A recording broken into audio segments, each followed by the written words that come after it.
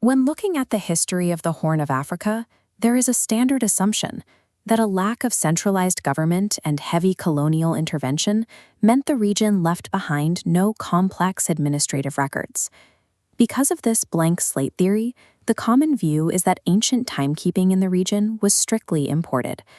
The timeline of life was thought to be governed entirely by the Islamic lunar calendar, or later, the European Gregorian system. But beneath those layers of Sloran influence lies the Amantiris. This is a sophisticated indigenous Somali solar calendar that predates those outside systems by over 2 millennia.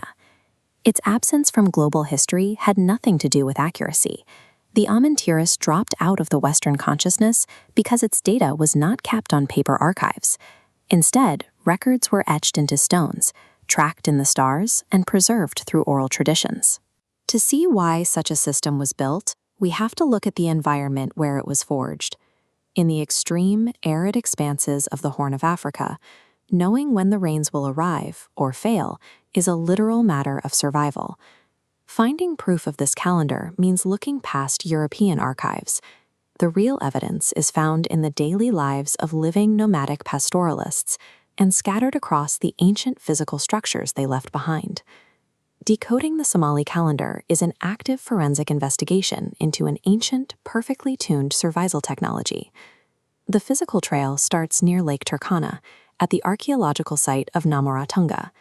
Here, early Cushitic peoples erected 19 basalt pillars over 2,300 years ago. For decades, these stones were an enigma, until archaeoastronomers realized their placement was highly deliberate. 7 of these specific pillars non-randomly align with key stars and constellations in the night sky. This base 7 orientation provides hard physical evidence. It proves the ancient builders possessed a mathematical understanding of astronomy.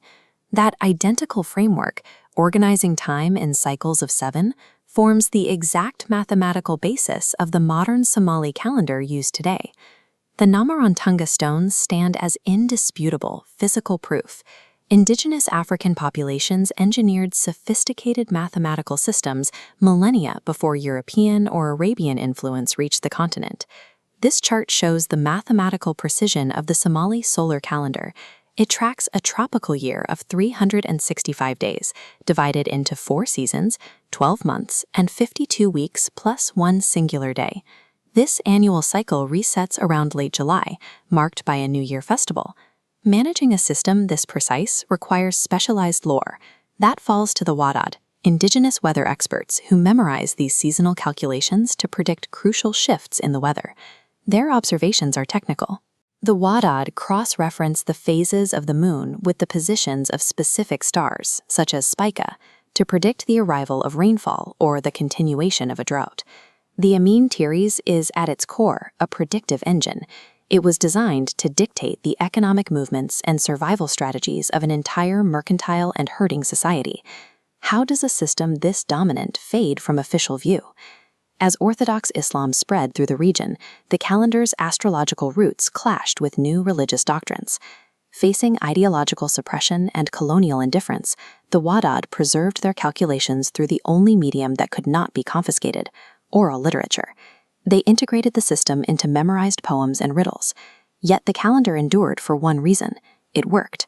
The nomads' reliance on its precise meteorological data meant they could not abandon the system without risking the loss of their herds. The calendar was never truly lost. It adapted into a quiet, functional tradition, proving that deeply useful indigenous knowledge naturally resists erasure. The Amin Tiris is a masterpiece of antiquity.